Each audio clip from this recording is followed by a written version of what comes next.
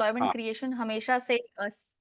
जी, हुँ, सरकार के लिए एक बड़ा इश्यू रहा है, लेकिन सरकार ने हुँ। जो आंकड़े पेश किए हैं, उसके मुताबिक यूथ एम्प्लॉयमेंट रेट 2017-18 में 17.8 था, जो कि अब 2022-23 में 10% पर आ गया है।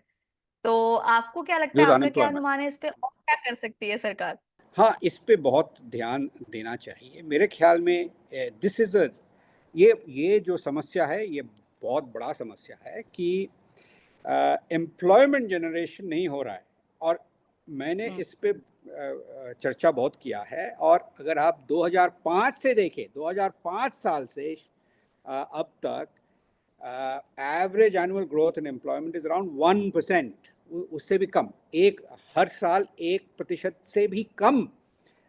एम्प्लॉयमेंट ग्रोथ हो रहा है और पर्टिकुलरली जो एग्रीकल्चर से दूसरे सेक्टर्स पे जो लोग जाते हैं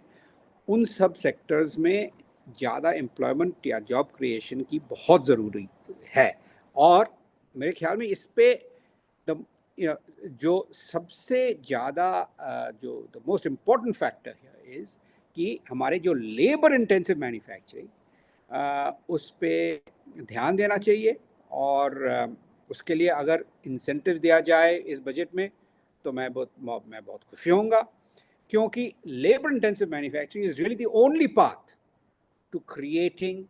a dynamic job generating type of economy जैसे कि अम, अ, पूर्वी एशिया के जो ईस्ट एशिया के जो जैसे इकोनॉमीज थे जापान कोरिया ताइवान ये सब जगह में जब उनकी शुरुआत उनकी जो इकोनॉमिक शुरुआत हुई थी उनकी यात्रा की अर्थनैतिक यात्रा की शुरुआत जैसे कि मॉडर्न इकोनॉमिक ग्रोथ की जो शुरुआत उसमें पहले चीज़ वो लोग किए थे कि लेबर इंटेंसिव मैन्युफैक्चरिंग बहुत ज़ोरदार से किए थे और इसके वजह से बहुत एम्प्लॉयमेंट जनरेशन हुआ था हमारे देश में लेबर इंटेंसिव मैन्युफैक्चरिंग पे ध्यान नहीं गया दिया है जैसे कि पिछले 25 साल में जो चीन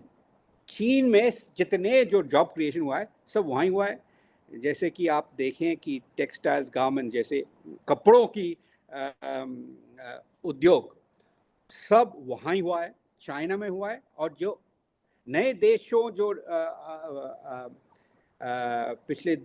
5-10 साल में आए हैं वो है वियतनाम और बांग्लादेश हमारे देश में ये होना चाहिए था 25 साल पहले जैसे कि जब मल्टी फाइबर अरेंजमेंट जो डब्ल्यूटीओ की मल्टी फाइबर अरेंजमेंट थी कोटा सिस्टम थी टेक्सटाइल गारमेंट एक्सपोर्ट का वो जब डिसमेंटल किया गया 2005 साल तक हमें जो बेनिफिट होना था वो नहीं हुआ जितने बेनिफिट सब चीन में गए तो अभी अभी भी मेरे ख्याल में बहुत ही ज़रूरी है कि लेबर इंटेंसिव मैन्युफैक्चरिंग पे ध्यान दिया जाए और जो पीएलआई स्कीम जो है इस पे अगर ये अगर